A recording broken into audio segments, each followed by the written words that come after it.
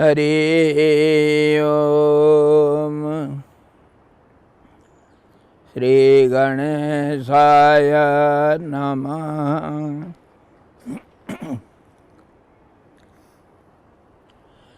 ओम यतः सर्वाणि भूतानि प्रतिभान्ति स्थितानि च यत्रैव पशमं यान्ति तस्मै सत्यात्मने नमः।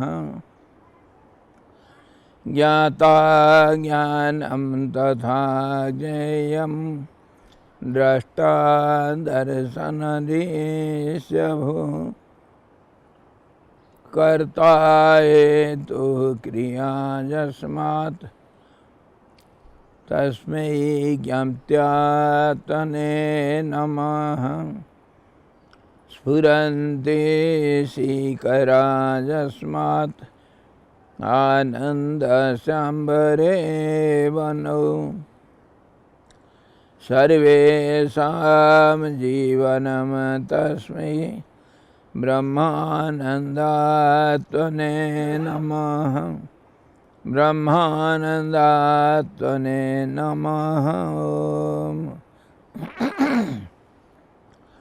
वेदोदधिं समन्मथ्य ज्ञानरत्नं समुद्धृतं येन तस्मै वसिष्ठाय गुरुणां गुरवे नमः। वशिष्ठ जी भगवान की जय। सद्गुरु भगवान की जय। सच्चिदानंद भगवान की जय। शब्द ब्रह्म की जय। सरस्वती महारानी की जय।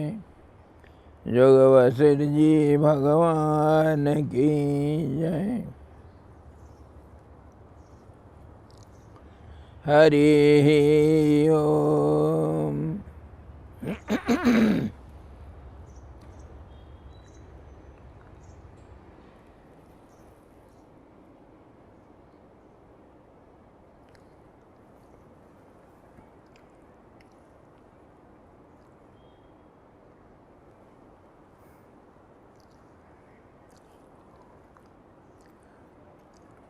हम कल क्या देख रहे थे कि कर्म का रूप और कर्म का गति, कर्म क्या करता है, कर्म का कर्म फल में कैसा बदलता है और उसके वजह से, कर्मों के वजह से शरीर हम कैसे धारण करते हैं। कल क्या देखे थे, चित्त के अंदर जिसको हम एक बीज भंडार मान रहे हैं, उसमें 3 किस्म के कर्म रहता है। एक तो संचित कर्म जो सब इकट्ठे हो करके पहले से है, और एक क्रियमाण जो अभी किया जाता है शरीर के माध्यम से। वो क्रियमाण से कुछ तो संचित में चले जाता है, जो बहुत आगे जा करके फल देगा, मंद कर्म। और जो मध्यम कर्म कभी कभी इसी जन्म में फल मिल जाता है, और जो तीव्र कर्म होता है अभी का अभी कर्म किया और कर्म का फल भी मिल जाता है। इसी प्रकार जो मंद कर्म सब जा करके संचित कर्म में एकजुट हो जाते हैं।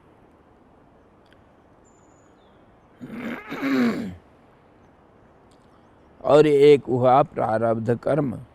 प्रारब्ध कर्म के बारे में भी हम देख लिए हैं कल विचार करके, कि जैसे किसी कक्षा में कोई विद्यार्थी अगर एडमिशन लेता है, उसके 1 साल के लिए उसका जो पाठ्यक्रम दिया जाता है उसको वो बदल नहीं सकता है।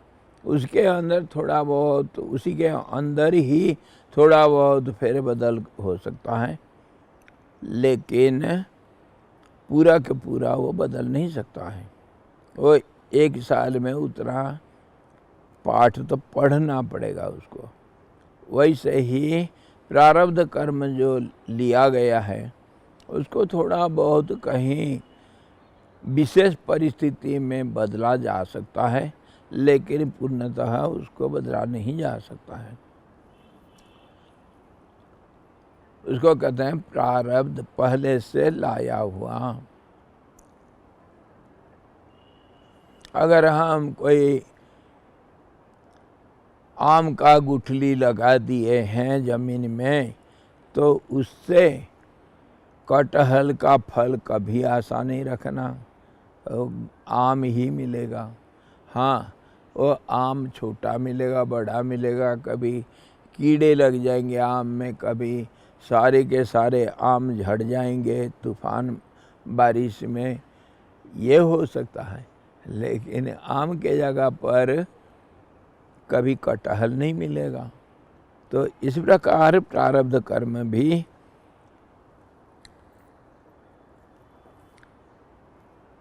प्रक्रिया में ला जाता है। और वह प्रारब्ध कर्म को ला करके हम कल ये भी देखें, उसको कामयाब करने के लिए, कामयाब करना कैसे, एक अनेक में बदलना ये संसार का नियम है, पहले से चले आया है।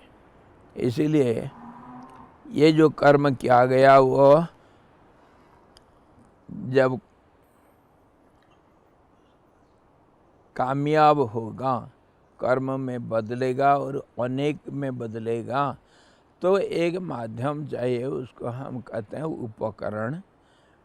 और शरीर ही उसका उपकरण होता है। शरीर के माध्यम से, शरीर मतलब शरीर, इंद्रिया, मन, बुद्धि चतुष्टय, मन अंतःकरण चतुष्टय, अहंकार, प्राण भी, ये सब मिल कर के उस कर्म को करते हैं। और वह कर्म फिर अनेकता फल के रूप में मिलता है और अनेक कर्म में फिर बदल जाता है। इस प्रकार हम शरीर में पहुँचे कि जो प्रारब्ध कर्म के भोग करने के लिए एक शरीर चाहिए। वो शरीर कल देखे थे हम 3 किस्म के मुख्यतः होता है। मुख्यतः क्या, एक तो अति सूक्ष्म शरीर जिसको हम कहते हैं देव योनि। ये योनि क्या हुआ, किस्म, शरीर का किस्म को योनि कहते हैं। योनि मतलब उद्गम स्थल, जहाँ से हम पैदा होते हैं। तो देव योनि मतलब अति सूक्ष्म शरीर वाले, और वो सूक्ष्म जगत में रहेंगे, सूक्ष्म कर्म करेंगे, और वहाँ जो शरीर मिलता है उनको हम देवता लोग कहते हैं। वो देवता लोग बहुत 33 करोड़ देवता होते हैं, उसके ऊपर भी थोड़ा बहुत हम विचार किए हैं कल। ये देवता लोग प्रकृति का कुछ विशेष सूक्ष्म नियमों का पालन करना, रक्षा करना, ये सब काम में प्रकृति को मदद करते हैं। और वह मदद करते हुए अपना जो पूर्व प्रारब्ध कर्म आया हुआ उनके लिए उसका भोग करते हैं। और मुख्यतः उस जो सूक्ष्म शरीरधारी देवता लोगों को नया कर्म, क्रियमाण कर्म करने में स्वतंत्रता नहीं दिया गया है। वो भोगजोनि भी कहा गया, सूक्ष्म शरीर भी कहा गया, और भोगजोनि, देवजोनि भोगजोनि होता है। भोग क्या करना, जो मान लो तुम बड़ा भारी सेठ हो, खूब पैसा है तुम्हारे पास, कभी कुछ समय आराम करने के लिए किसी 5 स्टार होटल में गए, 5 स्टार होटल में, और वहाँ पर 1 महीना बड़ा ठाड़ से बिताए। अरे 1 महीना के लिए जितना पैसा है पहले पेमेंट कर दिए है, वो है प्रारब्ध कर्म। और महीना भर का पैसा जब पेमेंट कर चुके हैं, महीना भर के अंदर आपको कोई 5 स्टार होटल से निकालने वाला नहीं है, कोई नहीं निकाल सकता है। उसके बाद जब पैसा ख़त्म हो गया तो फिर आपको होटल छोड़ के क्या आना पड़ेगा। आएंगे तो कहाँ आएंगे, घर में आना है। और घर में फिर कहीं भी कुछ अच्छा कर्म या पैसा कमाए या पैसा गंवाए, जो कुछ करना करो। अच्छा बुरा दोनों कर्म घर में कर सकते हैं, मतलब साधारण स्थिति में कर सकते हैं। और जब भोगजनी मतलब जो होटल में आप हैं, आजकल तो मोबाइल फ़ोन से सब कुछ काम हो जाता है, बिजनेस वहाँ भी चलता है, लेकिन वो कानूनन अलाउ नहीं है। वहाँ अपने घर से मंगा करके खाना नहीं खा सकते हैं। तो वहाँ होटल का जो सुख सुविधा उसको भोग करना है। और पैसा ख़त्म हुआ, चेक आउट, गो आउट। उसको देवजनियों के लिए कहते हैं, जब तुम्हारे धर्म रूपी कर्म को भोग करने के लिए तुमको ये सूक्ष्म शरीर भोगजनी दिया गया है वो पुण्य कर्म जब तक ख़त्म नहीं होता है तब तक आप सूक्ष्म जगत में, उसको हम कभी कभी स्वर्ग बोलते हैं, स्वर्ग अनेक किस्म के होता है, तो उस स्वर्ग में जा करके सूक्ष्म शरीर में अनेक किस्म के सुख को भोगते हैं। और वो पुण्य कर्म जब समाप्त हो जाता है उसके बाद फिर कहा गया क्षीणे पुण्य मर्त्यलोका विशंति, फिर मर्त्यमंडल में आना पड़ेगा। मर्त्यमंडल में क्यों आना है? ये मर्त्यमंडल में मनुष्य रूपधारी जो स्थूल प्राणी रहते हैं, वो भी, उनका भी कर्म है, प्रारब्ध कर्म, और उसके वजह से मनुष्य शरीर मिला। और मनुष्य शरीर में एक स्वतंत्रता दिया गया है कि वो पुण्य और पाप दोनों किस्म का कर्म कर सकता है, दोनों तरफ रास्ता खुला है। तो मनुष्य शरीर को मान लो, एक शहर में आप कहीं जा रहे हो और जो गोल चौक है, सर्कल है, जहाँ से 10 सड़कें अलग अलग दिशाओं के लिए निकले हैं, तो वहाँ पर आप खड़े हैं, वहाँ से कोई भी रास्ता को आप चुन सकते हैं, आपको स्वतंत्रता है। जिस दिशा में जाना है उस दिशा का रास्ता को चुन लो।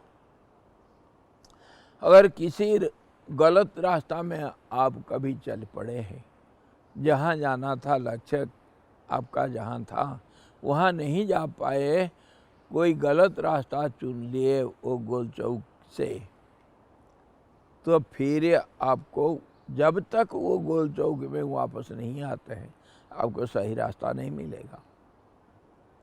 इसी प्रकार ये जो मनुष्य लोक है, मर्त्य लोग जिसको हम कहते हैं, यहाँ गोल चौक मान लो, यहाँ से नीच योनि में अथवा सूक्ष्म योनि देव योनि में जाने के लिए रास्ता है। यहाँ पुण्य कर्म कर सकते हैं ज़्यादा, जिसके फल से आप स्वर्ग में जा कर के सुख भोग करेंगे, और यहाँ पर रह करके पाप भी कमा सकते हैं, स्वतंत्रता है। यहाँ गोल चौक में स्वतंत्रता है, आप कौन सा रास्ता चाहते हैं उसको छांट सकते हैं। तो मर्त्यमंडल और खास करके ये मनुष्य योनि ऐसा माना गया है। और फिर मनुष्य योनि में पुण्य पाप दोनों किस्म का कर्म करने के लिए स्वतंत्रता है, कर सकते हैं। और मनुष्य को दिया गया है ऐसा बुद्धि, जो बुद्धि को हम विवेक में बदल सकते हैं अपना प्रयास से, पुरुषार्थ से। जो देवयोनि अथवा जो नीच योनियाँ हैं, सब पशु पक्षी कीट पतंग इत्यादि, उसमें नहीं स्वतंत्रता दिया गया, वहाँ विवेक नहीं मिलता है। विवेक का माने क्या नित्य और क्या अनित्य क्षणस्थायी दुनिया, इसको विवेचन करके निश्चित करना। नित्यानित्य विवेक, विचार विवेक। और बुद्धि भी दिया गया, मनुष्य को विशेष बुद्धि दिया गया। विशेष बुद्धि को प्रयोग करके अच्छा बुरा को समझ करके जो चाहिए सो कर सकते हो। कौन सा अच्छा है, कौन सा गलत है, ये मनुष्य बुद्धि से हम समझ सकते हैं। तो क्या देवता लोग ऐसा नहीं समझ सकते हैं? देवता लोगों के पास तो है, बुद्धि भी है, शक्ति भी है, और कभी कभी विवेक भी मिलता है उनको, क्योंकि वो सूक्ष्म शरीरधारी होने से ये सब मिलेगा। लेकिन इसको इस्तेमाल करने के लिए मौका नहीं मिलता है। जैसे 5 स्टार होटल में आप बैठे हैं तो घर का भोजन ला करके खा नहीं सकते हो, अथवा वहाँ बैठ करके बिजनेस करके ज़्यादा पैसा कमा नहीं सकते हो, वह असंभव है। सब है, क्षमता है आपके अंदर, बड़े भारी बिजनेसमैन हैं, लेकिन होटल में नहीं होता है। अच्छा, और नीच योनि जो जिसको कहा गया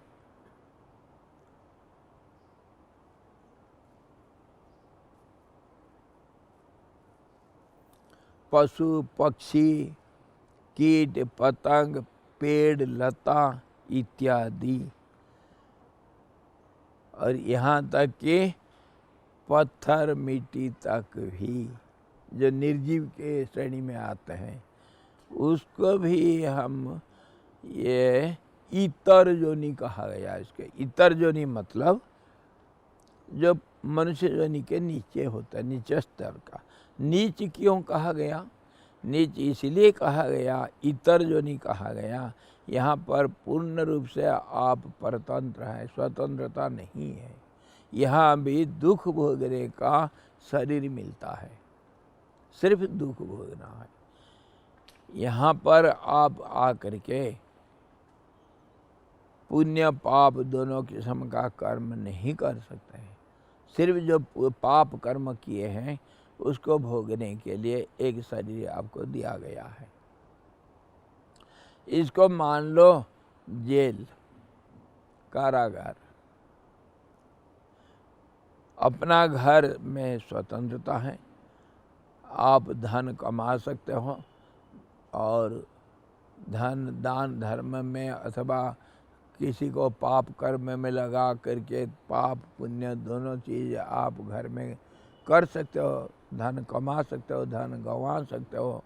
लेकिन होटल में वो नहीं होगा, न जेल खाना में होगा, जेल खाना में बंदी। तो ऐसे ही है, इतर योनि जो पशु पक्षियों का है, वहाँ पर भी कर्म करने के लिए आपको स्वतंत्रता नहीं है, सिर्फ भोग करना है। लेकिन साथ ही साथ आपको याद रखना चाहिए, विशेष परिस्थितियों में सब कुछ नियम कानून बदल जाता है। कहीं पर यह भी देखा गया, देवयोनि में भी मुक्ति का मार्ग अपना लेते हैं और फिर यहाँ मर्त्य मंडल में जन्म लेने का जरूरत नहीं पड़ता है, उनको क्रम मुक्ति हो जाता है। उदाहरण के लिए पुष्पदंत आचार्य जो शिव महिमन स्तुति गाए है उनका उदाहरण है, और बहुत सारे उदाहरण हैं। जनक तो राजा थे ना, नहीं, बलि को राक्षस बोलते हैं। राक्षस ये असुर इत्यादि 2-3 किस्म के वो होते हैं। लेकिन वो मनुष्य में आते नहीं, मनुष्य से इतर योनि में नाग, यक्ष, गंधर्व इत्यादि इतर योनि में राक्षस और जो दैत्य, असुर इत्यादि इत्यादि सब अलग अलग जात के ये सब होते हैं। ये तामसिक शरीर वाले, गंधर्व नहीं है। गंधर्व किन्नर वगैरह देव योनि में आते हैं, और वो देवताओं में थोड़ा नीच स्तर के देवता होते हैं। जैसे हमारे मनुष्य में 4 जात बनाए, 4 में ब्राह्मण, क्षत्रिय, वैश्य और शूद्र। शूद्र को नीच मानते हैं इसीलिए कि नीच कर्म करते हैं, लेकिन कर्म के हिसाब से कोई बड़ा छोटा नहीं होता है। सेवा कर्म करते हैं इसलिए उनको थोड़ा नीच जैसे बोला जाता है, पर सचमुच नीच कोई नहीं होता है। कर्म तो कर्म होता है। इसी प्रकार ये राक्षस वगैरह इनको भी कभी कभी विशेष रूप से उनको भी मुक्ति का मार्ग प्रशस्त हो जाता है। कैसे? उदाहरण के लिए जैसे बलि और जैसे हमारे प्रहलाद इत्यादि, ये सब मुक्ति मार्ग का पथिक बन जाते हैं विशेष स्थल में, साधारण नहीं होगा। साधारणतः मनुष्य को ही विशेष दर्जा दिया गया। इसीलिए कहते हैं मनुष्य योनि, मनुष्य शरीर बड़ा दुर्लभ है, बहुत पुण्य के फल से मिलता है। इधर आधा आधा पापे पुण्य समे कृत्वा नर योनिषु जायते। ये जो प्रारब्ध आता है संचित से, एक शरीर के माध्यम से वो प्रारब्ध कर्म को भोग करना है, तो अगर उसमें पाप और पुण्य लगभग बराबर हो जाता है, मान लो 45-55 ऐसा अगर होता है, तो उसको भोग करने के लिए मनुष्य शरीर मिलता है। और अगर पुण्य हो गया 90%, तो फिर वो देवता बन जाएंगे। और अगर पाप हो गया 90%, तब तो वो पशु पक्षी इत्यादि योनि में जाएंगे। इस प्रकार कर्म का विधान किया गया है, और सब विधान में, सब नियम कानून में कुछ सरकार कभी कभी जियो निकाल देता है। जियो, गवर्नमेंट ऑर्डर विषय परिस्थिति में नियम कानून का अमेंडमेंट भी होता रहता है। ये सब कुछ संभव सारे प्रकृति में ये सब चलता रहता है। एक प्रकार से कभी कोई देवता भोगते हुए, जी, देवता कोई 5 स्टार होटल में भोग ले रहा है, हाँ, उसके बावजूद अगर वो अपना मन मुक्ति के तरफ मोड़ता है, तो वो तो बहुत ही बड़ी बात हो गई। बड़ी बात है। मैं पुष्पदंत आचार्य गंधर्वराज का उदाहरण दिया। वो फंस गए थे एक बार। क्या हुआ, गंधर्व लोग खास करके गाना बजाना और शौक मौज मजलिस करना, ये उनका काम रहता है। और तो देवजोनी तो भोगजोनी होता है। कभी वो गंधर्वराज पुष्पदंत, कभी वो आकाश मार्ग में जाने का उनको विमान रहता है, कुछ मतलब जाने का सहूलियत रहता है, वो जा सकते हैं कहीं भी। उनको ऐसा मनुष्यों को जैसे बाधा मिलता है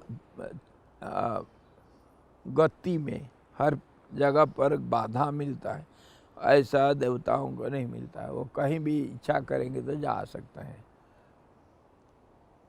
तो वो कभी आकाश में रात को कहीं घूमने के लिए निकले थे और धरती के ऊपर एक सुंदर बगीचा उनको नज़र आया, बहुत सुंदर फूल खिले हुए हैं। तो वो नीचे उतर गए और उनका विशेष शक्ति भी होता है, कामरूपी होते हैं, शरीर को दृश्य अदृश्य कुछ भी बना सकते हैं, विशेष शक्ति वाले होते हैं। तो वो क्या किए, अदृश्य शरीर बना करके नीचे उतर करके सारे फूल तोड़ लिए। बड़े सुगंधदार फूल सब लगे हुए थे बगीचा में, और वो बगीचा के बारे में उनको कुछ पता नहीं था। फूल तोड़ करके ले करके चले गए, सब माला बना करके पहन करके घूम रहे, बड़ा ठाठ से खुशबूदार फूल। ऐसे ही 2-4 दिन तक करते रहे। हर रोज आते हैं। एक दिन जब आदत पड़ गया, इधर तो फूल बढ़िया मिलता है, तो रोजाना उसी रास्ता में जाएंगे, और जब जगह आ गया तो नीचे उतर के सारे फूल तोड़ लेंगे और वो चल देंगे, कोई देख नहीं पाएगा। तो क्या हुआ, वो फूल का जो बगीचा था वो एक राजा का था, बड़ा मनोहर बगीचा था। उसमें किस्म किस्म के फूल सब उगाते थे। वो राजा शिव जी का बड़ा भक्त था, और वो बगीचा का फूल हर रोज़ शिव जी का अर्चना के लिए इस्तेमाल करता था। तो रोजाना जब फूल एक भी नहीं मिलता है, कोई ले जाता है रात को, तो राजा चौकीदारों को बुला करके बड़ा डांटा और पूछा, कहाँ गया फूल सब, मेरे पूजा के लिए एक भी फूल नहीं। वो लोग बड़े दुखी, बड़े शंका में पड़ गए थे कि हम तो जागते रहते हैं और रात को फूल अचानक गायब हो जाता है, कैसे कहाँ जाता है, हमको कुछ समझ में नहीं आता है। तो ये जब समस्या 2-4 दिन तक ऐसे ही बरकरार रहा, तब फिर मंत्री वगैरह विचार किए, ये चौकीदारों का गलती नहीं है, कोई अदृश्य शक्ति है जो हमारा बगीचा का फूल सब गायब कर लेता है, इसको क्या किया जाए। तो कोई एक बुद्धिमान मंत्री बोला कि महाराज ऐसा करेंगे, शिव का जो निर्माल्य होता है, शिव जी को जो फूल चंदन बेलपत्ती और भोग वगैरह चढ़ाते हैं, उसको निर्माल्य कहते हैं, प्रसाद। उसका अपमान नहीं किया जाता है। कोई भी देवता का जो चढ़ोतरी जो आता है वो प्रसाद माना जाता है, उसको सिर में धारण करना चाहिए, उसको इज्जत देना चाहिए। और शिव जी का जो निर्माल्य होता है, प्रसाद होता है, वो तो बहुत बहुत पवित्र होता है, उसको सिर में धारण करना चाहिए, उसको पैर नहीं लगना चाहिए। पैर लगना मतलब अपमानित करना, उसको किसी प्रसाद को पैर नहीं लगना चाहिए, नीचे नहीं गिरना चाहिए प्रसाद, उसमें कोई चलेगा तो उसका अपमान होगा। तो हम ऐसा करेंगे, कुछ शिव निर्माल ले करके सारे बगीचा में हम बिछा देंगे। अब कोई भी दृश्य हो, अदृश्य शक्ति हो, वो जब फूल तोड़ने के लिए आएगा तो फिर वह पकड़ा जाएगा, उसका सारे शक्ति खत्म हो जाएगा, पाप का भागीदारी होगा और वो पकड़ा जाएगा। वही है एकमात्र उपाय। ऐसा मान लिया राजा और ऐसा ही किया। शिव निर्माल लेकर के सारा बगीचा में फैला दिए। तो रात को जब गंधर्व राज पुष्पदंत आचार्य आते हैं, उधर जमीन में उतरते हैं फूल तोड़ने के लिए, उनका जो शक्ति था अदृश्य हो जाना, वो दैवी शक्ति वो नष्ट हो गया। उनका स्वरूप सब देखने लगे। जितना चौकीदार और जो फौज भी चारों तरफ से घेरा बांधे थे, वो सब देख लिया, अरे रे ये चोर है, चोर है, पकड़ो पकड़ो। जब उस चारों तरफ से घेराबंदी कर दिए, बेचारा गंधर्व राज बड़ा डर गया।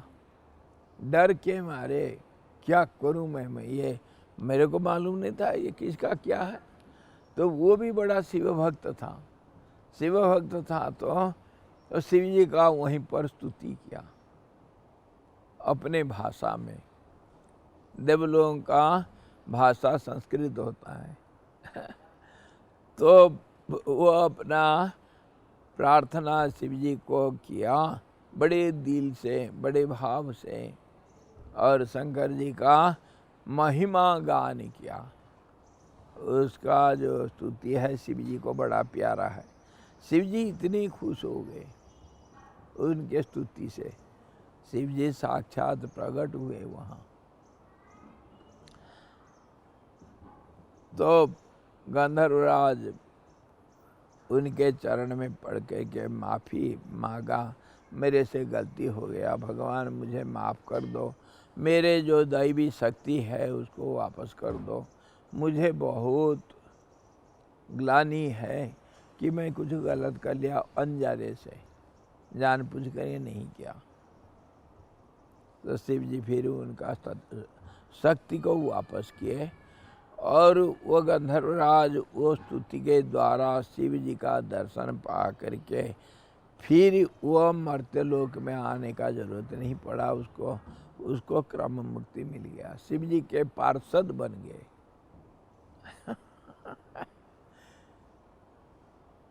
तो आखिर वो स्तुति में इस प्रकार भाव विह्वल होकर के बोलते हैं, हे भगवान, मैं आपको आज जो नमस्कार करता हूँ, आज जो आपका स्तुति करता हूँ, इसमें 2 गलतियाँ कर रहा हूँ, 2 गलतियाँ कर रहा हूँ, इसको माफ़ कर देना। आखिर श्लोक है। क्या क्या 2? भगवान को नमस्कार करना, स्तुति करना कोई गलत काम होता है क्या? वो प्रूफ कर दिए ये गलत कर रहा हूँ। कैसे? देखो भाव का कितना ऊंचाई है। तो कहते हैं मैं आज स्तुति कर रहा हूँ आपको, इसके पीछे कभी मैं आपको स्तुति नहीं किया, आपका गुणगान नहीं किया, इसीलिए ये शरीर मुझे मिला और मैं पाप अथवा पुण्य जो कर्म कर रहा हूँ, ये पहले कभी मैं आपका पूजा अर्चना नहीं किया हूँ, ये मेरी गलती है। क्योंकि मैं आज जो आपको नमस्कार कर रहा हूँ, इससे प्रमाणित होता है कि पहले मैं कभी आपका पूजा अर्चना नहीं किया हूँ। एक गलती तो ये हुआ, अतीत में मैं कर चुका हूँ, और भविष्य में भी एक गलती करूँगा। क्या करूँगा? ये स्तुति के द्वारा आप जब खुश हो जाते हैं तो फिर पुनर्जन्म नहीं मिलता होता है, दूसरे बार कभी मुझे कोई शरीर नहीं मिलेगा, कर्म से पार पा जाऊंगा, कर्म बंधन से मुक्ति मिल जाएगा। आगे मैं आपको स्तुति नहीं कर पाऊंगा।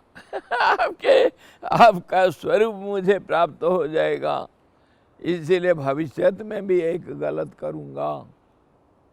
जबरदस्त गलत करना ही पड़ेगा, क्योंकि मुझे शरीर नहीं मिलेगा तो फिर मैं आपका स्तुति कैसे करूं? कौन सा वाणी कहाँ से लाऊं? जो वाणी के परे है वो स्वरूप मुझे मिल जाएगा। इतने जबरदस्त दृढ़ विश्वास उनका था, और वही हुआ भी। आखिर वह शिव जी का सानिध्य प्राप्त किए और बाद में उनको दोबारा स्तुति करना जरूरत नहीं पड़ा। स्वामी जी, हाँ जी। मतलब उनका वो भाव आने तो वो बोलना चाह रहा था कि मैं जितना भी स्तुति किया वो सब बेकार है, मतलब नहीं, बेकार तो वर्तमान में नहीं, वर्तमान में आपको स्तुति करके आपको खुश करना, मतलब ये आप तो खुश क्या होंगे मेरे ये छोटे से अनजान वाणी से, अज्ञान पूर्वक जो मैं कुछ बोलता हूँ उसमें आप क्या खुशी होंगे। लेकिन मैं आपका स्तुति रूप वाणी को उच्चारण करके मैं खुद इतना पवित्र हो जाऊंगा कि मुझे फिर पुनर्जन्म नहीं होगा। मेरे वाणी पवित्र हो जाएगा, मेरा मन पवित्र हो जाएगा, मेरे कर्म सब असीम धर्म में बदल जाएगा, जिसके फल में मुझे पुनर्जन्म नहीं होगा। ये भाव का ऊंचाई, गहराई अरे वही हुआ उनको। भगवान खुश होंगे वो अलग बात है, और मेरी वाणी पवित्र हो जाएगी और मैं पवित्र हो जाऊंगा आपका स्तुति करके, ये दूसरा पक्ष है। बड़े लोग, भक्त लोग ऐसे ही भावना रखते हैं। भगवान को कौन स्तुति कर सकता है? वही तो बोलते हैं, जो अगर धरती को कागज बना लिया जाए, 7 समुद्र को स्याही बना दिया जाए, कल्प वृक्ष का शाखा को ला करके कलम बना दिया जाए, अगर खुद शारदा वाणी आपका गुणगान अनंत काल तक करते रहेगी, फिर भी आपका गुण का समाप्त कोई कर ही नहीं सकता है। आप सारे गुणों के परे, और मैं क्या आपका स्तुति करूँगा? मैं तो अज्ञानी अनजान हूँ, मैं क्या स्तुति करूँगा? लेकिन फिर भी मैं स्तुति करना जायज़ है, इसीलिए कि मैं अपने को पवित्र कर रहा हूँ, अपना वाणी को पवित्र कर रहा हूँ, अपना मन को पवित्र कर रहा हूँ, और इसका फल यही होगा, फिर पुनर्जन्म नहीं होगा, मुझे दोबारा आपका स्तुति करना नहीं पड़ेगा जरूरत। ये बात है। भाव अलग अलग ढंग का होता है। तो इस ढंग से मनुष्य योनि, देव योनि और इतर योनि जो है नीच जात के जो शरीर मिलता है, पशु पक्षी कीट पतंग वृक्ष लता इत्यादि, ये 3 किस्म के शरीर में 2 तो भोग योनि हुआ, देव योनि और इतर योनि, और मनुष्य योनि जो है यहाँ पर कर्म योनि है। ये कर्म का दोनों किस्म का कर्म को, अच्छा और बुरा दोनों किस्म का कर्म को करने के लिए मौका है, स्वतंत्रता भी है। इसीलिए शरीर मानव शरीर को दुर्लभ बताया गया। ये कभी मिलता है, किसी को मिलता है, जहाँ पर विवेक के माध्यम से आप मोक्ष का भागीदारी बन सकते हैं। अब 3 किस्म के कर्म, और वो कर्म का फिर जो फलीभूत होना, या भोग करने के लिए कोई शरीर का जरूरत पड़ता है, वो शरीर भी मुख्यतः 3 प्रकार के, इसको हम समझ गए। अब मनुष्य शरीर में बुद्धि और विवेक को प्रयोग करने के लिए पूर्ण स्वतंत्रता है, और पुण्य और पाप करने के लिए पूरा स्वतंत्रता है। और पुण्य और पाप किसको कहते हैं? सारे वेदों का सार 18 पुराण भाषा में जो व्यक्त किए भगवान व्यासदेव जी, उसमें पाप किसको कहते हैं और पुण्य किसको कहते हैं, ये 2 चीज का ही वर्णना किए हैं 18 पुराण में। 18 पुराणेषु व्यासस्य वचन द्वयम, दो ही बात वो कहे हैं। परोपकाराय पुण्याय पापाय परपीड़नम। पुण्य उसको कहा जाता है जो दूसरों का उपकार किया जाए, और जो दूसरों का अनिष्ट किया जाए, दुख पहुंचाया जाए, पीड़ा पहुंचा जाए, उस कर्म को पाप कहते हैं। इसके अंदर दूसरे मतलब, दूसरे तो हैं जो मैं नहीं हूँ, वो तो पर हुआ, दूसरा हुआ। और इसके अंदर मैं भी हूँ। इसके अंदर जो आत्महत्या वगैरह पाप कर्म कहा गया, अपने को भी और दूसरे को भी किसी भी हालत में दुख का भागीदारी नहीं बनाना चाहिए, पीड़ा नहीं पहुंचाना चाहिए।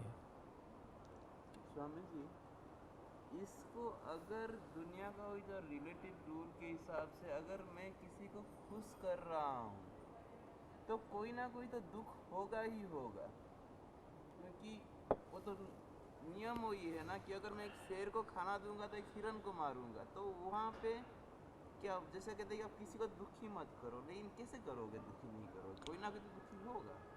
दुखी होगा, रिलेटिव वर्ल्ड है ये। व्यवहार में पूरा 100% कहीं धर्म नहीं हो सकता, 100% कभी अधर्म भी नहीं होगा। तो इसीलिए तो कहा गया मनुष्य योनि में आपको स्वतंत्रता दिया गया, सोच विचार करके व्यवसाय करो। ये एक व्यवसाय केंद्र है, और हमेशा कहा गया, इधर महाभारत लड़ाई चलता है, यहाँ मल्ल युद्ध चलता है। बलवान हमेशा निर्बल के ऊपर आधिपत्य विस्तार करेगा। तो इसका मतलब क्या हुआ? अगर धर्म ज़्यादा हुआ, अधर्म को वो दबा देता है, और अधर्म ज़्यादा हुआ तो धर्म को दबा देगा। दोनों का पुरुषार्थ और प्रारब्ध का हमेशा लड़ाई चलता है। तो इसमें आपका स्वतंत्रता है, आप किसको ज़्यादा शक्तिशाली बनाना चाहते हैं और बनाते हैं, उसमें स्वतंत्रता आपका है। इसीलिए व्यवसाय करो, जहाँ म्यूचुअल फंड में ज़्यादा पैसा मिलता है वहीं लगाओ अपना मूलधन को, कौन मना करता है? व्यवसाय करना है। रिलेटिव वर्ल्ड मतलब ये कम ज़्यादा हमेशा होगा, और तुलना हमको करना पड़ेगा हमेशा, तभी तो 2 का दुनिया है। इसीलिए मंदिर बनाना है, मंदिर में कितने बुनियाद खोदते वक्त कितने कीड़े मकोड़े मर जाएंगे, कितने पशुओं को हम काम में लगाते हैं, कितने लोग दुखी हो जाते हैं, बहुत पाप होता है। लेकिन आगे जा कर के पुण्य बहुत हो जाएगा उससे। इसलिए मंदिर बनाना पाप होता हुआ भी पुण्य माना जाएगा। तुलना करो, देखो कौन सा पल्ला ऊपर कौन सा पल्ला, नीचे तराजू तोलो। ये मनुष्य कर सकता है, देवता अथवा इतर जोनि के लोग नहीं कर सकते हैं।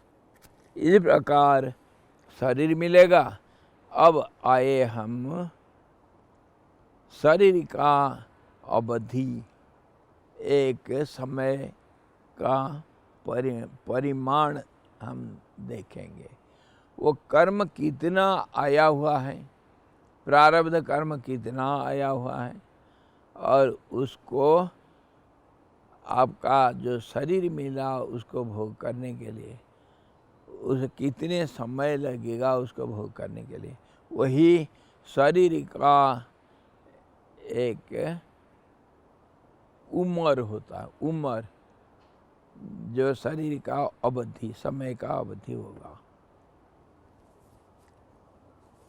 किसका कितना कर्म भोग करना है, उसके अनुसार ये शरीर का समय का अवधि, मतलब एक कितने साल ये जिएगा, शरीर में रहेगा प्राण, उसके बाद प्राण चले जाएगा इस शरीर को छोड़ करके, मतलब ये शरीर नष्ट हो जाएगा।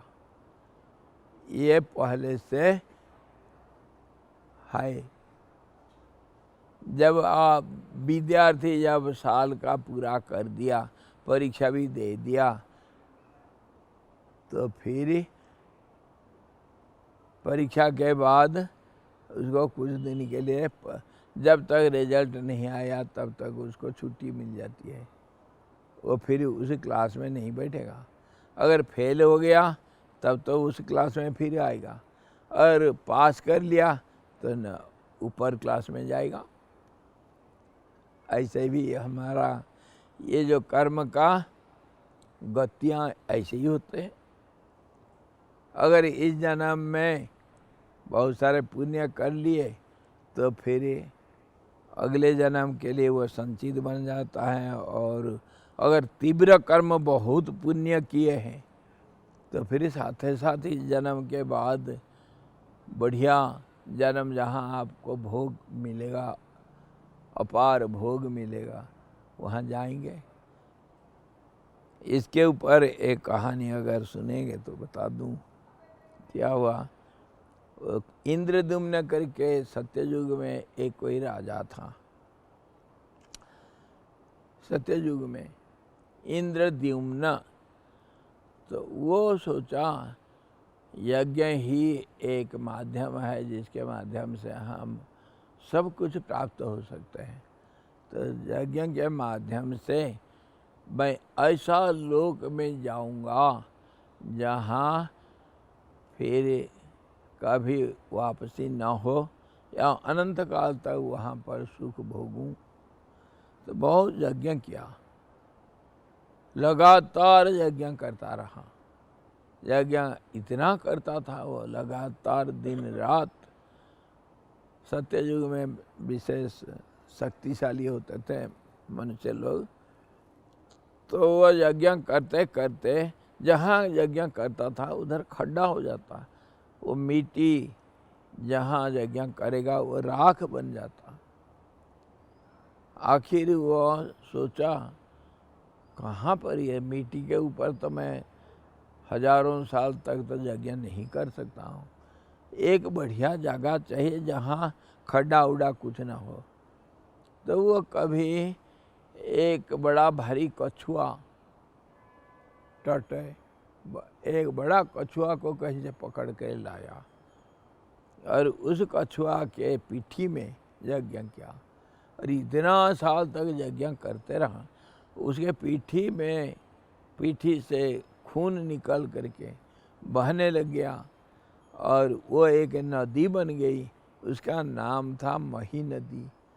दक्षिण में एक मही नदी नाम से एक लाल पानी वाला एक नदी है। वो पुराण की कहानियाँ सब, उसके अंदर कहानी करके नहीं मानना, उसके अंदर कुछ तथ्य भी सब छिपा हुआ रहता है। तो वह यज्ञ करने के बाद जब शरीर त्याग करने के लिए समय आया तो ब्रह्मलोक से, उसको ब्रह्मलोक कहते हैं, सत्यलोक कहते हैं, जहाँ सृष्टिकर्ता ब्रह्मा का सूक्ष्म जगत होता है और वहीं से सारे सृष्टि का स्थूलीकरण अथवा प्रशस्तीकरण होता है, फैलाते हैं दुनिया को। उसको कहते हैं सत्यलोक, ब्रह्मलोक भी कहते हैं। वहाँ से विमान आया, शरीर के साथ तुमको ब्रह्मा जी निमंत्रण दिए हैं, आ जाओ सशरीर। ये शरीर मरने के बाद सूक्ष्म जीवात्मा, जो हम सूक्ष्म शरीर के बारे में विचार कर रहे थे, वो सूक्ष्म जगत में जाता है। स्थूल शरीर सूक्ष्म जगत में नहीं जा सकता है। बहुत पुण्य करने से, विशेष शक्ति प्राप्त होने से तो ये स्थूल शरीर भी सूक्ष्म जगत में जा सकता है। दशरथ जी 3 भुवन में जा सकते थे, राम जी के पिताजी। हाँ जी, उनका रथ 10 दिशा में जा सकता था, इसलिए दशरथ नाम बताया गया। और वो जाएगा तो इंद्र अपना आधा गद्दी छोड़ देता था, बैठो मेरे साथ। ये सब विशेष, कहीं कहीं विशेष जगह पर विशेष नियम कानून सब दिखता है, वो नियम के परे हो जाते हैं। तो ये इंद्रद्युम्न जा कर के सत्यलोक में अनंत काल तक बड़ा सुख भोगा। ब्रह्मा का पार्षद, ब्रह्म का रूप में रह करके अनंत भोग भोगा। जब उसका सारे पुण्य बहुत समय के बाद, कितनी चतुर्युगी बीत गया, और जब पुण्य उसका समाप्त हो गया तो हमारा फॉर्मूला है क्षीणे पुण्य मर्त्यलोका विसंति। जब तुम्हारा सारे कर्म सब समाप्त हो गया पुण्य, तो फिर मर्त्यमंडल में जाओ। ब्रह्मा जी उसको हाथ जोड़ के बोल दिए, चले जाओ यहाँ से, और तुम्हारा यहाँ रहना उचित नहीं है, जाओ मर्त्यमंडल में। तो इंद्रदेव ने पूछा, महाराज मैं मर्त्यमंडल में नहीं जाऊंगा अगर, फिर कैसे वापस आना है, मुझे रास्ता बताओ, यहीं आऊँगा। 5 स्टार होटल मेरा घर बन गया। यह इतना मौज आ रहा है, क्यों जाऊं? तो वो कहा, ब्रह्मा जी ने कहा कि तुम अपना, एक हमारे नीति शास्त्र में कहा गया कि कीर्तिर यस्य स जीवति, जिसका कीर्ति है, यश है, वो जीवंत रहता है। कीर्ति ही तुमको जीवंत रखता है। और यश के लिए, कीर्ति के लिए सब लोग कर्म करते हैं। 3 इच्छा होता है, 3 किस्म के इच्छाएं होते हैं। इच्छा तो अनंत है, लेकिन उसको भी 3 हिसाब से, 3 क्लास में विभक्त करते हैं हम। एक लोक की इच्छा, इसको कहते हैं ये यश कीर्ति का इच्छा होना। मुझे सब अच्छा कहें, मुझे सब बड़ा माने, मुझे सब हाथ जोड़े, नमस्कार करें, ये भी इच्छा है। ये बड़ा बनने का इच्छा, लोक की इच्छा इसी को कहते हैं। और सूक्ष्म जगत में जा करके, सूक्ष्म लोक में इंद्रलोक, चंद्रलोक, ब्रह्मलोक, विष्णु लोक, वैकुंठ, अलग अलग लोक, लोकांतर, मतलब सूक्ष्म जगत में भी अलग अलग स्तर का, अलग अलग लेयर का सब दुनिया है, जहाँ अलग अलग किस्म के जीव रहते हैं, प्राणी रहते हैं और अपना कर्म करते हैं अथवा कर्म का भोग करते हैं। तो ब्रह्मा जब कहे तुम्हारे अपने यश को, पहला इच्छा बोल दिया, बाकी 2 और क्या रह गया? बाकी पुत्रेषणा और लोकेशणा पुत्रेषणा और अरे यार धन वित्तेषणा धन धन धन के लिए चाहिए, सबको धन चाहिए और सबको अपना वंश परंपरा बनाए रखने के लिए पुत्रेषणा मतलब अपना उत्तराधिकारी चाहिए सबको, और यश यश कीर्ति सबको चाहिए। 3 किस्म के इच्छाएं होते हैं, अरे इसी में हमारा जीवन यात्रा चलता रहता है, इसी को पूरा करने के लिए लगे रहते हैं।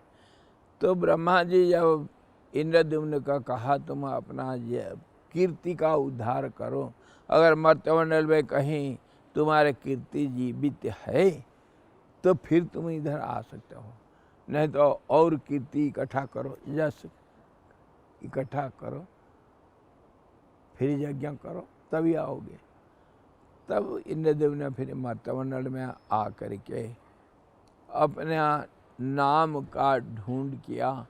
इंद्रद्युम्न नाम का कोई राजा था, कोई जानता है क्या? अगर कोई जानेगा तो उसका कीर्ति जीवित है।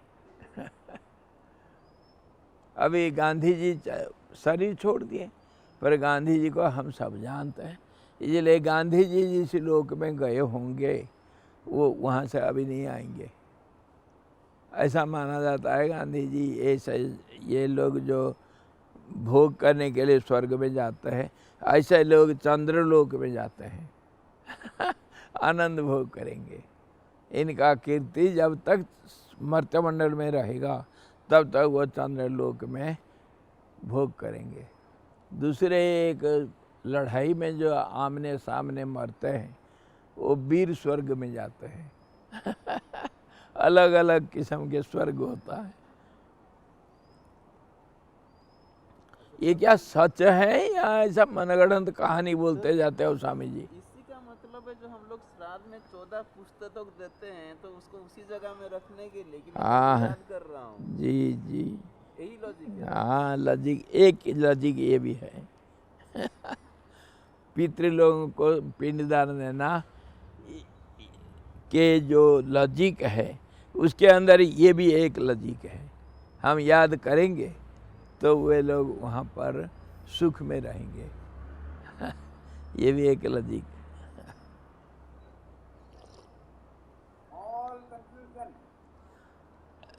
हाँ, क्या कन्फ्यूजन हुआ बोलिए स्वामी जी, क्यों क्यों? कोई भी कुछ भी कह देते हैं फिर बोल देते हैं सनातन धर्म सबके अंदर। क्या हुआ सनातन धर्म? सब कुछ कुछ मनमर्जी पुराण में लिख देते हैं, फिर सब बोलते हैं सब सच है। सब सच रिलेटिव ना, ये 2 किस्म के हम आप क्यों नहीं पूर्वापर संबंध को क्यों जोड़ करके नहीं देखते हो? पहले कहा सारे कल्पना से दुनिया बना, और कल्पना के अंदर ये सब सच है। कल्पना के अंदर अगर कल्पना को मान लिया तो ये सब सच है। उसका उदाहरण क्या हुआ? जैसे मान लो मैं एक सवाल, कोई अलजेब्रा का कोई प्रॉब्लम मैं सॉल्व कर रहा हूँ, तो 8-10 लाइन तो लिखना पड़ेगा ना। पहला लाइन में मैं शुरू करते ही अगर लिख दिया 7 या 3 = 10, गलत लिख दिया पहला लाइन से, तो फिर जितना आंसर तक जितने लाइन में सॉल्व करके कोई भी फॉर्मूला को अप्लाई करता हूँ, कुछ भी लिखता हूँ, सारा गलत होगा या सही होगा? सारे तो गलत होगा। एक दृष्टिकोण से सारे जितना जो कुछ मैं लिखा सारे गलत हो जाएगा, क्योंकि 7 × 3 = 10 नहीं हो सकता है, 21 होना चाहिए था। 21 के जगह पर मैं 10 लिख दिया, बाई चांस मल्टीप्लाई नहीं किया, उसको जोड़ दिया तो 10 लिख दिया, ऐसा हो जाता है। तो जब लिख दिया तो आखिर तक जो कुछ भी मैं लिखूंगा वो सही होगा या गलत होगा? सब गलत होगा। लेकिन जो वो लाइन्स में मैं लिखूंगा वो पहला लाइन को छोड़ देने से तीसरा चौथा लाइन अगर मैं कंपेयर करूंगा, चौथा लाइन तीसरा लाइन के मुताबिक सही है ना नहीं? चौथा लाइन का दृष्टिकोण से पांचवा लाइन भी सही है। ये आपस में तुलना करने से एक दूसरे के साथ तब देखता है ये सही है, लेकिन final result will be wrong. क्यों? शुरू हम रॉन्ग से किए हैं। इसी प्रकार दो किस्म से उसको हम जज कर सकते हैं। एक तो आपको कहा गया सारे दुनिया संकल्प विकल्प का खेल है। ब्रह्मा का संकल्प, ब्रह्मा ही खुद एक संकल्पित आकार है, और वो जो संकल्प करता है सारा दुनिया उसी के ऊपर तो है। सृष्टिकर्ता जो सोचेगा वैसे ही होगा। होगा मतलब कल्पना में होगा। सारा दुनिया कल्पना के अंदर है, इसको पहले कहा गया। और उसके बाद वो कल्पना कैसे चलता है, आगे बढ़ता है, उसके बारे में सारे विवेचन करते हैं हम। तो जैसे थर्ड लाइन के साथ फोर्थ लाइन सही दिख रहा था, ऐसा ये प्रकृति का जितने नियम है, नियम सारे प्रकृति के अंदर तक सही है सब, और सारा प्रकृति ही गलत है। प्रकृति तो एक शक्ति का नाम है। वह शक्ति कभी स्थिर होता है, कभी बदलती रहती है। तो फिर वो क्या है, उसको जिस ढंग से मानोगे उस ढंग का सच्चाई आपको मानना पड़ेगा। अगर सारा दुनिया झूठ हो गया, मान लो ना, कौन मनाओ, कौन ही फिर इतना झगड़ा में जाओगे। होता क्या है कि हम कहते हैं कि सारी दुनिया झूठ है, अद्वैत वेदांता है, हाँ, लेकिन फिर भी जब हमें दर्द होता है शरीर में, हम डॉक्टर के पास जाते हैं। जब हमारी कार खराब होती है, हम उसे सही करना है, तो हम फिर भी एक तरह से कल्पना में रह के कुछ चीज़ें कर रहे हैं उसको बेहतर करने के लिए, लेकिन पूरा नहीं जा रहे हैं उसके अंदर। हम कह रहे हैं कि कुछ है नहीं, लेकिन फिर भी हम कल्पना करते हैं, कल्पना के अंदर जीते हैं। और ये कल्पनाओं का विस्तार करना, इसी का नाम जीवन का गति यात्रा, जीवन यात्रा कल्पना में ही चलते हैं। अपने जीवन को देखो एनालिसिस करके। हम बिना सोचे कोई खाना पीना, बैठना उठना, चलना, बोलना, सुनना, कुछ भी कर सकते हैं क्या बिना सोचे? उसका तो जड़ तो कल्पना है। और उसको क्यों नहीं मानते हो? इसको क्यों, उसका फल को क्यों मानते हो? जो मानना है मानो, आप स्वतंत्र है। अगर फल को मानोगे तो बीज को भूल जाओ। फल का रस लेना है तो बीज को भूल जाओ। अगर बीज को मानोगे तो फल का रस भूल जाओ। एक चीज को मानना पड़ेगा, दोनों को इकट्ठे नहीं मान सकते। कल्पना भी है और सच भी है, ये दोनों नहीं। एक चीज को मान करके चलो। आप स्वतंत्र है, कन्फ्यूजन कहाँ से आएगा? तो दुनिया को आप सच मानेंगे तो ये सारे नियम कानून वो सच्चाई के अंदर है, अगर सच है दुनिया। और पहले तो आपको कह दिया गया ये सब मनोकल्पित। ये जैसे बूढ़ी माँ उस दिन कहानी बता रही थी, अपने बच्चे को, एक राजा था, उसका रानी नहीं था, 3 लड़के हुए। इसको मान लिया तो 3 लड़के होंगे, और फिर वो 3 लड़के कैसे थे? इकट्ठे पैदा हुए, ये एक के बाद दूसरा पैदा होंगे। ये तो सवाल उठता है। नहीं समझ, जैसे कि दुनिया है, ओके, ये लॉजिकली हम लोग प्रूफ नहीं कर सकते हैं कि दुनिया नहीं, चलो लॉजिकली यहाँ से है। दुनिया नहीं, लॉजिकली भी प्रूफ कर सकते हैं। वो भी लेकिन हाँ। कुछ तो है ना, देयर इज समथिंग, मतलब वो जो समथिंग है उसको ढूंढो, और ढूंढने के लिए कहाँ से ढूंढोगे, कौन ढूंढेगा, कैसे ढूंढेगा, यही तो सवाल हम हमेशा हर रोज हमेशा इसी को तो विचार करते हैं हम लोग उसी को तो जी रहे हैं, वही जो समथिंग है उसी को तो जी रहे हैं हम लोग। भैया। Swamiji asked him to prove the existence of the world in his sleep. क्या क्या? सोते वक्त उनका दुनिया को प्रूव करने के लिए बताइए। हाँ, सोते वक्त अपना दुनिया को प्रूव करो, डीप स्लीप में करो प्रूफ, दुनिया है करके। It's a physiological process. Physiology हो चाहे माइथोलॉजी हो चाहे जियोलॉजी हो चाहे एस्ट्रोलॉजी हो, कुछ भी लॉजी हो, पर करो तो प्रूफ।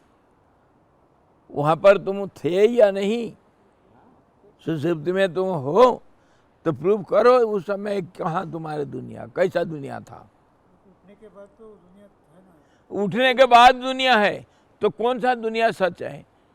वो दुनिया सच है या ये दुनिया सच है? जो उठने के बाद, उठने के बाद क्यों सच होगा? उस समय कहाँ जाएगा वो दुनिया? जब है तो जाएगा कहाँ? क्योंकि क्या तुम यहाँ बैठे हो तो हो, और यहाँ जब नहीं दिखाई दोगे तो तुम हो कहीं, मानोगे तो मैं कहाँ? इसका एक छोटा सा एग्जांपल दूंगा कि मैं जिस जगह में सोऊंगा उसी जगह में तो उठूंगा, तो जगह भी है, मैं भी हूँ, सोया था बस। वो जगह है, मैं भी हूँ, सोते वक्त कहाँ है बताओ, वही तो सवाल है। सोते वक्त वो जगह कहाँ गया और मैं कहाँ गया, बोलो? रेस्ट। स्वामी जी अभी मैं पलक झपकने के बाद, इसके पहले भी आप थे, पलक खोला तब भी आप थे, मतलब आप तो है ही, प्रूव करने की जरूरत है। हाँ बिल्कुल सही, प्रूव करने का कोई ज़रूरत नहीं ना है, पहले भी था और बाद में भी है। अच्छा, स्वप्न आप कल देखे थे और कल देखेंगे तो स्वप्न सच है ना? दोनों सच है, दोनों सच है। और सुसुप्ति भी कल भी सुसुप्ति था और कल भी होगा, तो दोनों सच है ना, सब सच है ना, सब सच है करके मान लो, हो गया काम खत्म। ये दुनिया भी सच है, मानो ना, मान गए। सच किसको कहते हो? सच का डेफिनेशन बोलो। सच तुम किसको बोलते हो? जो बदल जाता है या जो नहीं बदलता? दो चीज तो मानोगे, एक चीज बदल जाता है और एक चीज नहीं बदलता। किसको सच मानोगे? बोलो, तुम ही बोलो, हम क्यों बोलेंगे? जो बदलता हुआ भी कांस्टेंट रहता है वही सच है। बदलता हुआ भी कांस्टेंट रहता है। अरे बदलता हुआ कांस्टेंट क्या रहता है बताओ जैसे ना। सूरज, ये जैसे दिन, ये हाँ। कल भी आएगा। अच्छा। ये कांस्टेंट है, ये चेंज हो रहा है, लेकिन ये कल भी आएगा, हाँ परसों भी आएगा। बिल्कुल आएगा। तो ये कांस्टेंट, लेकिन हाँ हाँ। वो दिन नहीं रहेगा, शायद रात हो जाएगा, लेकिन ये कल आने वाला है। अच्छा, दोनों सच है, दोनों सच है। दोनों, रात भी सच है, दिन भी सच है, वो चेंज भी सच है। चेंज भी सच है, बिल्कुल सच है। ये क्यों सच करके तुम कैसे बोल देते हो? क्योंकि सूरज सच है ना, सूरज सच है। सूरज जब सच है, जब हमेशा है कंटिन्यूअसली, तो फिर नहीं दिखता कैसे? यही तो तुम अपने बात को कॉन्ट्राडिक्ट कर रहे हो। सूरज जब दिखता, रात को सूरज दिखता है तुमको? बोलो, जब है तो दिखेगा, क्यों नहीं? क्यों नहीं दिखेगा? बदलेगा कैसे? बदलाव को सच कैसे बोलोगे? वो कंटिन्यूटी उसमें है, वो मैं मान लिया, तो दिन रात में कोई कंटिन्यूएशन है क्या? रात कंटिन्यूड है, ब्रेक के साथ होता है तभी तो बदलता है। रात के बाद दिन, दिन के बाद रात, एक के बाद दूसरा आया तो इसका नाम तो बदलाव। कंटिन्यूएशन किसको कहते हैं? बदलना नहीं चाहिए। कंटिन्यूड कह करके ऐसा बोल देने से हो जाएगा क्या? उसको प्रूव करो ना। एक तरह से कह सकते हैं कि बदलाव सच है, क्योंकि हमेशा बदलाव होता है, तो जो भी हम देखें वो सच ही है, क्योंकि वो बदल रहा है। वो अगर इसी ढंग से आप समझेंगे, एक चीज़ है जो बदलता है, तो उसी को तो हम विचार करके कह रहे हैं। हर चीज़ के अंदर 5 अवस्था होता है। एक तो नाम और रूप बदल जाता है, और उसके अंदर अस्थि, भांति, प्रिय 3 एस्पेक्ट जो नहीं बदलता है। इसीलिए नहीं बदलाव के ऊपर बदलाव को हम देख रहे हैं। जो बदल जाता है उसको हम सच नहीं मान सकते हैं। है तो सच, सच नहीं होगा तो बदलेगा कौन? कौन बदलता है? जो अंदर है वही तो बदलेगा। दिन रात सच नहीं है, पर धरती सच है, क्योंकि धरती के ऊपर हम दिन रात देखते हैं। धरती के ऊपर हम रात भी देखते हैं, रात बदल जाता है, दिन देखते हैं। तो इसको हम कारण अगर ढूंढेंगे, धरती घूमता है करके, ये दिन रात का बदलाव हम देख रहे हैं। और अगर दिन रात सूरज के कारण होता है तो सूरज भी सच है और धरती भी सच है। इसी ढंग से फिर इसका कारण को ढूंढेंगे, तो वो कारण को फिर देखते हैं वो बदलता है या नहीं बदलता। कारण होगा तो बदलेगा, बदलेगा, क्योंकि कार्य कारण ये संसार का नियम है। कारण कार्य में बदल जाएगा और वो कार्य फिर कारण में बदल जाएगा। यही तो संसार चक्र सब जगह पर। तो चक्र में जब बदलता है तो कौन सा सच है? बदलाव सच है तो मान लो ना इसको सच करके। ये अगर कंटिन्यूअसली बदल रहा है, ठीक है, तो क्या बदल रहा है बताओ? नहीं तो बदलाव को ही सच मान लो, प्रकृति को सच मान लो। तो इसको भी हम भी तो मानते हैं। हरिरेव जगत जगदेव हरि ही। और इसको एक सुंदर कहानी बोल करके, इतनी सुंदर उदाहरण दे करके आपको समझाते हैं। एक किसी पेड़ के ऊपर एक छिपकली रहता था, चमेलियन, और उसके नीचे एक महात्मा कोई रहा करता था। भिक्षा उक्षा ला करके उधर ही एक झोपड़ी बना कर रह रहा है।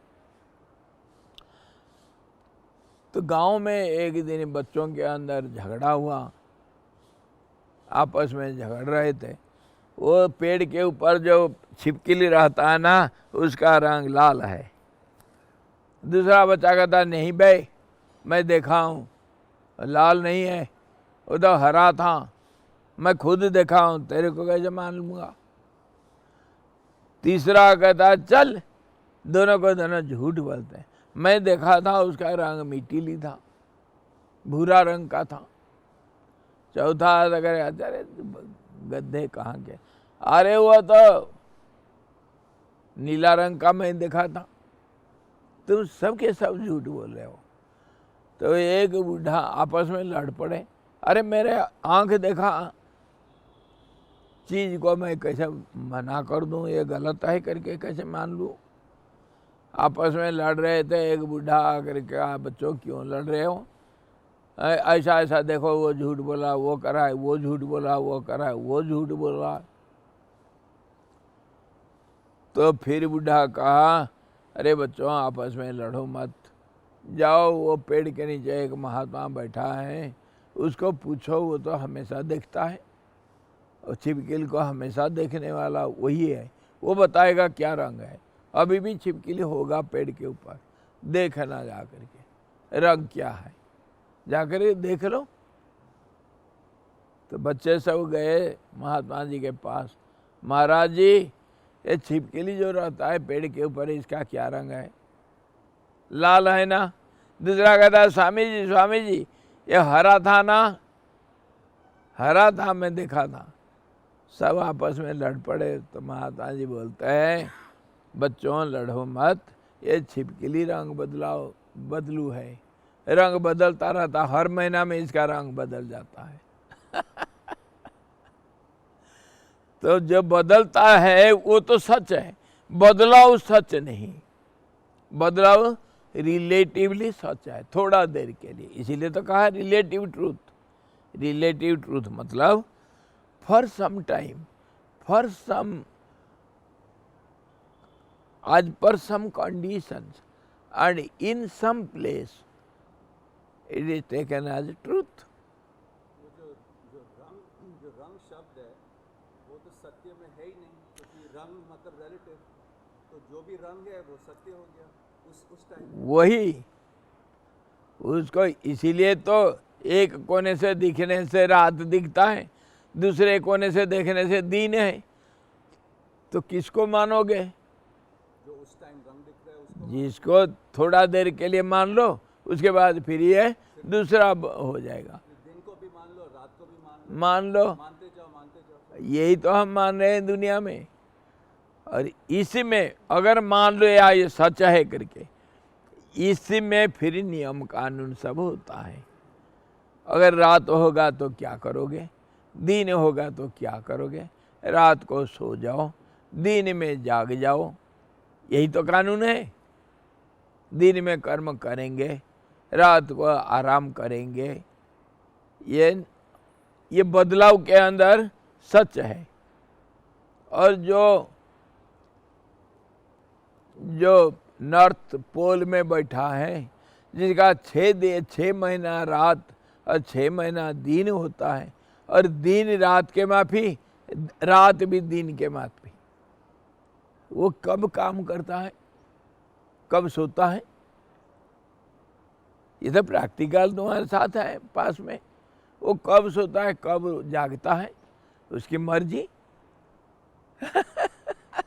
6 महीने के अंदर एक एक हिस्सा में वो सो जाएगा और एक हिस्सा में उठ करके कुछ काम करेगा। रात को सोना कोई जरूरत ही नहीं है उसको, दिन में भी सोता है और रात को भी जागता भी है। तो इस ढंग से रिलेटिव वर्ल्ड जिसको कहते हैं, उसको एक दूसरे के साथ तुलना करके थोड़ा देर के लिए सच मानना पड़ता है। इसी को हम कहते हैं रिलेटिव ट्रूथ। और इसको अगर तुम जड़ से खारिज कर दोगे, ना दिन है ना रात है, तो न्यूट्रल जोन में जाना पड़ेगा जो सदा सत्य है। इसीलिए कहते हैं सनातन सत्य, जो नित्य नूतन हमेशा जो है, वो जो neutral, beyond positive and negative, beyond day and night, beyond all these dualism,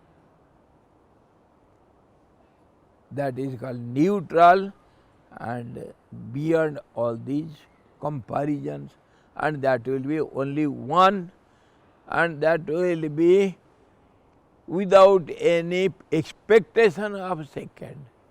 किसको मानोगे मानो, जिसको मानोगे उसके अनुसार नियम कानून होगा। सत्य में कोई नियम नहीं होता है, क्योंकि एक है, बदलाव नहीं। नियम में तो बदलाव होता है। क्या नियम एक होता है?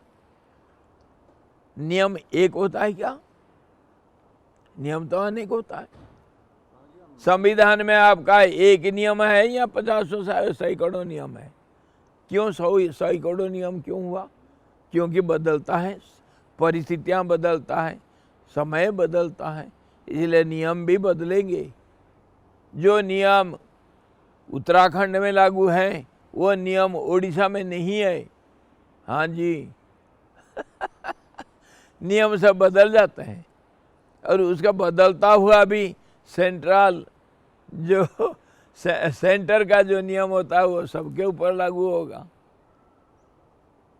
बदलाव के अंदर स्थिरता, स्थिरता के अंदर बदलाव, ये सारा दुनिया की हालत। अगर हम सारे को ख़त्म कर दिए, एक में समा गए, प्रथम नागरिक प्रेसिडेंट बन गए, तब तो फिर नियम कानून के परे है। उसको कोई नियम कानून नहीं। वो सारे नियम कानून को बनाता है, बिगाड़ता है, जो कुछ करना करो, वो सबके परे है। तो जिसको मानना मानो भाई, स्वामी जी, कन्फ्यूजन क्यों? एक प्रकार से जो ये हमारा जीवन है, जो कल्पना है, अगर एक प्रकार से उसके सारे नियम कानून को एक जान ले या कोशिश करे सब कुछ समझने की, तो एक प्रकार से वो दूसरी तरफ भी समझ जाएगा, क्योंकि he's giving everything its due. Exactly. When you know all the rules and regulations and all the laws of nature, basically, and which is only the law of nature, you have to understand it is law of nature. Then you understand what is nature, and then you can see what is the source of nature. Source of nature.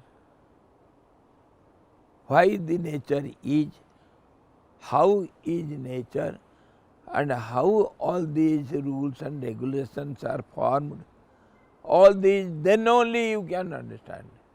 And when you understand this, then there will not be number of laws and regulations. There will be only one thing which is beyond everything.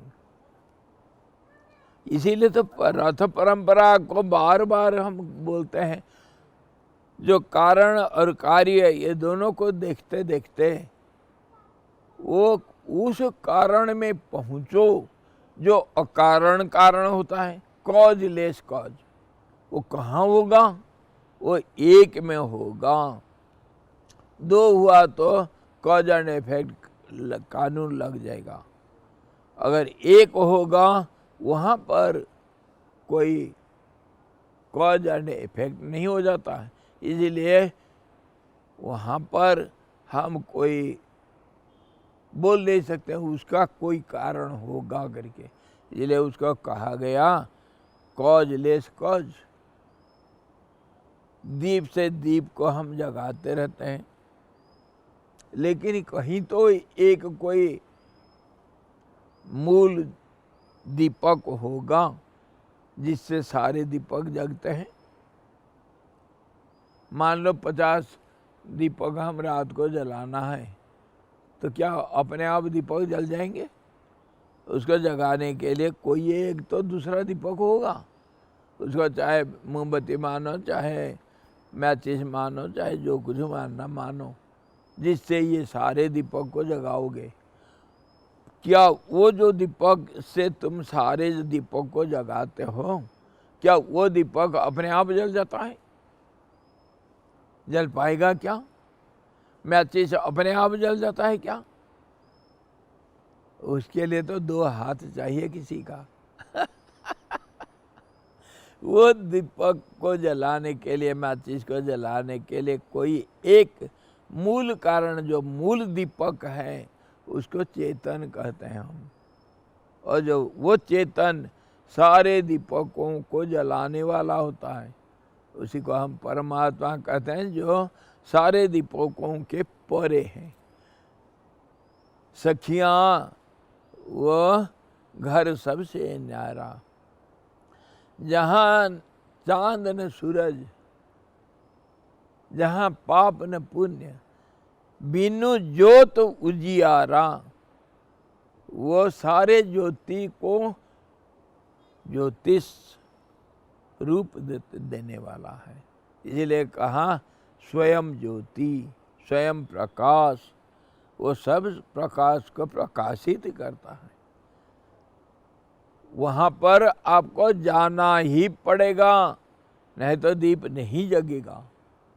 दीप नहीं जग सकता है, उसका जगाने वाला कौन पूछो। और इसी के लिए हमारे रथ परंपरा का चर्चा हुई। रथ को चलाता है कौन? रथ तो चलेगा, एक दूसरे के ऊपर आधारित है, ये बात हम मान लिए, पर पहला कौन रथ को चलाने के लिए कहा?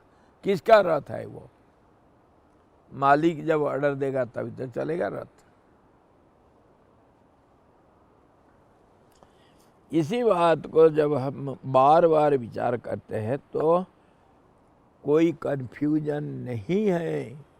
कन्फ्यूजन दो में होगा, एक में कभी कोई कन्फ्यूजन नहीं हो सकता है। वहीं पहुंच जाने के बाद सारे सवाल खत्म हो जाते हैं, कोई शंका नहीं, कोई कन्फ्यूजन नहीं। कन्फ्यूजन होगा दो होने से, दो होने से ये कैसा है वो कैसा है, एक है तो कन्फ्यूजन कहाँ है। इसको बार बार मैं उदाहरण देता हूँ। कहीं आप अकेले में किसी वीरान प्रांत में कहीं बैठे हो अकेले, तो क्या आप हो करके आपको कोई प्रमाण चाहिए? कोई प्रमाण करना चाहिए कि आप हो और आपका नाम यह है करके कोई प्रमाण जरूरत पड़ेगा आपको? आपका प्रमाण जरूरत पड़ता है दूसरों के लिए, अपने लिए नहीं। आप तो हो, आपका नाम आपको मालूम है, आपका रूप आप देख रखे हैं। दूसरों के लिए इसीलिए तो मेकअप करते हैं। सुबह उठ करके बाल बनाओ, लड़कियों को देखो सुबह उठ करके बाल बनाएंगे, तिलक लगाएंगे, लिपस्टिक लगाएंगे, क्या क्या नहीं करते हैं। किसके लिए? अपने लिए या दूसरों के लिए? दो होने से जरूरत पड़ता है, ये सब करना पड़ता है। कहाँ जाएंगे? ब्यूटी पार्लर में जाओ। वो किसके लिए है? अपने लिए करते हैं, अपने लिए। अपने लिए नहीं, कभी नहीं। आप गहराई में जाओ, दूसरों को दिखाना है मैं कितना सुंदर हूँ। लॉजिक क्या है? अगर मैं मेकअप करूंगा और अगर आप खुश हो जाओगे तो आपकी खुशी से मैं खुश होऊंगा, तो मैं मेकअप अपने लिए कर रहा हूँ। But that is dependent on others' खुशी, right? लेकिन the reason of the makeup is for my खुशी। बिल्कुल बिल्कुल, मैं मान लिया। तो सारा दुनिया को आपके खुशी के लिए जरूरत है ना, इसी को तो कहते हैं स्वार्थ। हाँ, सुर नर नाग सबका ये रीति, स्वार्थ लागी करी सब प्रीति। मैं दिखाता हूँ दूसरों को क्योंकि दूसरे मुझे सुंदर कहेंगे। हाँ जी, पर मेरा सुंदरता मेरे लिए नहीं, इनडायरेक्टली तो मेरे लिए है, क्योंकि शरीर तो मेरा रहा। इसके अंदर गहराई में विचार करने से फिर आखिर में ये जब तक दो में हम हैं, तुलना करेंगे, शंका करेंगे, तब कन्फ्यूजन तो तब तक है। कन्फ्यूजन को हम सॉल्व करने के लिए तो ये सारा चर्चा करते हैं। बार बार करो, सवाल करो और बार बार उसको विचार करो जब तक चुप नहीं हो जाते हो, जब तक चुप नहीं हो जाते हो। अच्छा, अब आज तो इतने ही है। हम कर्म और जन्म का अवधि कल विचार करेंगे। जन्म का ये जो शरीर है, जन्म लिया है, ये शरीर 3 किस्म के देखें और इसका जो पीरियड ऑफ प्रारब्ध वो कब तक कैसा है उसको देखेंगे। और उसको अगर ये एक शरीर नष्ट हो गया, उसका समाप्त हो गया अवधि, तो फिर उसके बाद क्या होता है? कहाँ जाएगा वो? कौन जाएगा? कैसे जाएगा? कहाँ जाएगा? क्यों जाएगा? कौन रास्ता दिखाएगा? ये सारे चीज़ कल फिर देखेंगे। इसमें थोड़ा समय लगता है। उस माया शक्ति की मनोरूप परिणति में पूर्व देहों के अंतिम परिणाम, यह अंतिम परिणाम यही हुआ, शरीर नष्ट हो जाएगा। दूसरा शरीर के लिए फिर हम दूसरा कर्मों को लेना पड़ेगा। अंतिम परिणाम से संचित कर्म समूह ही कारण है। संचित कर्म को हम समझ लिए और प्रारब्ध उस संचित कर्म से लाया जाता है, शरीर बनाया जाता है। बृहद अरण्यक में भी कर्म हैव तदुच्यतु कर्मैव तत्प्रशंसस्तु। कर्म से उसको कर्म कहा जाता है। यह आपका शरीर के पीछे कर्म ही है और उसको कर्म नाम दिया गया और इसको कर्म के रूप में प्रशंसा भी किया गया है इसे शरीर को। ये बृहदारण्यक के उपनिषद का देते हैं उदाहरण।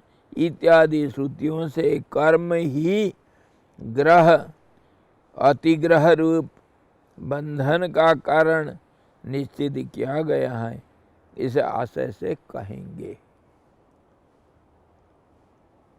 कर्म का अलग अलग रूप कैसा है, ये उपनिषदों को बैकग्राउंड में रख करके ये सारे यहाँ पर हम विवेचन कर रहे हैं, सारे वेदों का सार।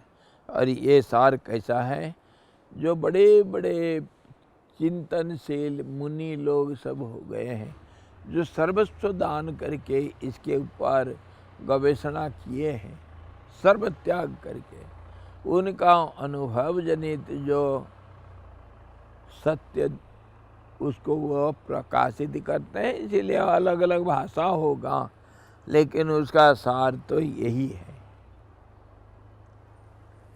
तो इसको कल हम देखेंगे। कर्म का अलग अलग रूप कैसे, इसी कर्म को ग्रह भी कहा गया। नवग्रह हमारा ज्योतिष शास्त्र कर्म के ऊपर है, और ग्रह का चाल कैसे होता है इसके अंदर ज्योतिष शास्त्र भी विचार करेंगे। ज्योतिष शास्त्र का क्या सत्यता है, कितना दूर तक सच है, कितना दूर तक झूठ है। सत्य के अंदर झूठ, झूठ के अंदर सच, हमेशा कुछ दूर तक सच, कुछ दूर तक झूठ, कुछ देर तक रात, कुछ देर तक दिन। ये सारे हम कल विचार करेंगे, भूलना नहीं। ग्रह भी इसी को कहते हैं, अतिग्रह भी इसको कहते हैं, बंधन भी ये कर्म का ही कारण, कर्म ही बंधन का कारण बनता है। ऐसे ही कर्म का अलग अलग रूप, उसका स्वरूप क्या और उसका परिणाम क्या होता है, कर्म का आखिर फल क्या होगा, और वो कर्म फल फिर कैसे बनता है, कौन कर्म फल का निर्धारण करने वाला होता है, कौन करेगा, कर्माध्यक्ष कौन होगा। ये सारे चीज़ें अच्छी तरह विचार करेंगे, ताकि हमारे जीवन के ऊपर एक कुछ तो समझ हो, हम कौन हैं, मैं कौन हूँ, क्या हूँ, क्यों हूँ, और क्या कर रहा हूँ, क्या करना चाहिए, मेरा जीवन का उद्देश्य क्या है। ये सारे चीज़ तभी तब समझ में आएगा। कल हरि ओम पूर्णमदः पूर्णमिदं पूर्णात् पूर्णमुदच्यते पूर्णस्य पूर्णमादाय पूर्णमेवावशिष्यते। ओम शांति शांति शांति। सद्गुरु भगवान की जय, सच्चिदानंद भगवान की जय, शब्द ब्रह्म की जय, सरस्वती महारानी की जय, जोगवशिष्ठ जी भगवान की जय।